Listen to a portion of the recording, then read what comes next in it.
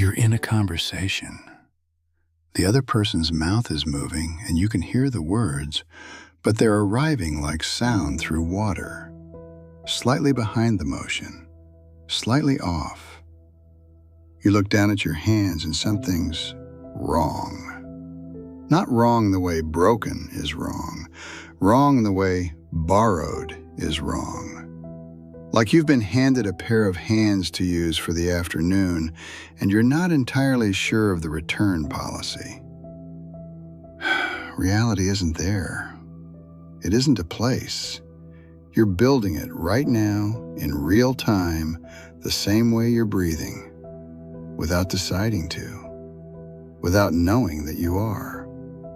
You've always been building it. Before you could walk, before you had a word for anything, before you even had a self to describe, something in you, some quiet assembler, was already at work constructing the feeling that this moment is real. Anything that can be built can be unbuilt. She was about 9 months old the first time she reached up and found a face. Fingers spread wide in warm air, reaching toward a blur that smelled like safety. The blur had a jaw, a cheekbone, the soft dip of a cheek. She didn't know any of those words. She knew that when her fingers found it, something clicked. A registration. This is here. Then the voice came. Not words. She couldn't use words yet. The voice as a vibration in the chest of someone holding her close, sound that moved through her whole body. That warmth was real. That rhythm was proof. She learned to feel real. She learned it the way all children learn it, without trying, without knowing, without once being told that this was something that could be lost. Then adolescence arrived, and it brought a screen. She's 14. A kitchen, yellow light. 6 girls she half knows. Someone opens the fridge. Someone is telling a story. But she's holding her phone at a slight angle and watching the room through it. Not filming, just looking. The screen creates a frame, and the frame creates a distance. And the distance feels not wrong. It feels like the correct way to hold the moment. Something in her is already learning. To observe is cleaner than to arrive. The assembler, that quiet process that builds experience half a second before it happens, starts running ahead of her. She arrives at moments already processed, already filed. The live signal replaced by something that functions like the live signal, but costs less. At the end of the night, she checks the photo she didn't take. There's no photo. She still remembers the room as if there was. Early adulthood compounds this. She gets good at things. She has to be. There's a scholarship, a job, a version of herself that requires constant upkeep. Which means there's also the meeting where she reads the room before she's in it. The friendship where she knows what her friend needs before they say it. The Saturday where she tracks how she appears to be spending it rather than spending it. The brain is rationing now. Presence is expensive. She's at dinner, long table, close friends. Someone says something funny and she laughs. She watches herself do it from a small distance, the way you'd watch a well-trained actor hit a mark. The laugh lands perfectly. She knows it did.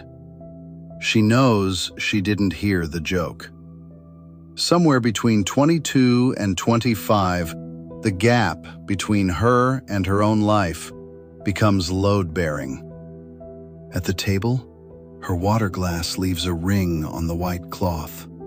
She watches it spread and thinks, I should say something. She doesn't say anything. Then someone died. Her system had one remaining option, and it took it. The world kept generating. A hospital corridor, a coat left on a chair, the word sorry repeating in different voices. But the part of her that would have absorbed it simply stepped back. Not gradually. The way a circuit breaks, one moment conducting, the next not. She's still here, right now. Still in a room where the edges of things feel slightly too far away. Where sound arrives like it had to travel through something thicker than air. Her hands rest on the table. Hands she's observing rather than hands she's using. She picks up a glass.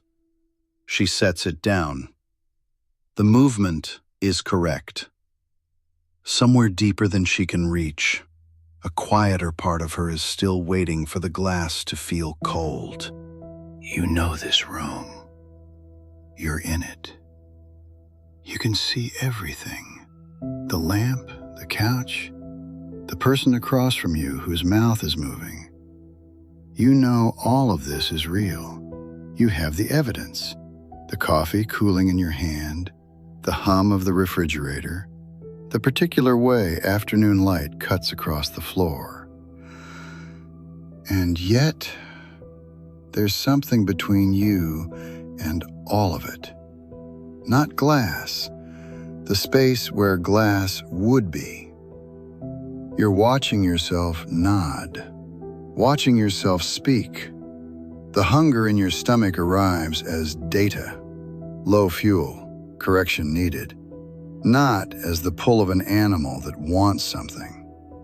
Someone says something funny and you hear yourself respond, and somewhere behind the response you're noticing that it worked, that it sounded right, that nothing about the moment was wrong except that you weren't in it.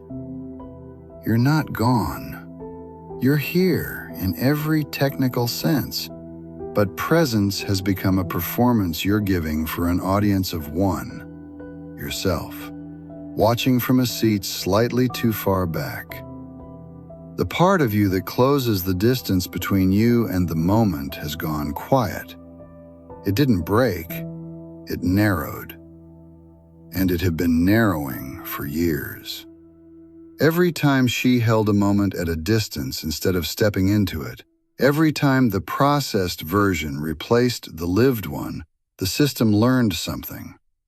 Closed costs less. Grief didn't start the closing. Grief finished it. Right now, there's a man sitting in a parked car. He just got the promotion, the one he worked toward for 6 years. His hands are on the steering wheel. He's waiting for something to arrive. It doesn't. Different life, same quiet. The epidemic is quiet. It looks like functioning. It looks like showing up. It looks from the outside exactly like a life. She's 9 months old. Her hand moves through the air, toward a face.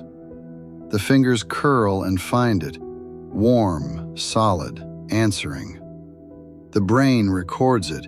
This is what real feels like. Her hand now. Late 20s, reaching across a table, or toward the space where a person used to stand, or into a morning that hasn't decided yet what it feels like. The gesture is the same.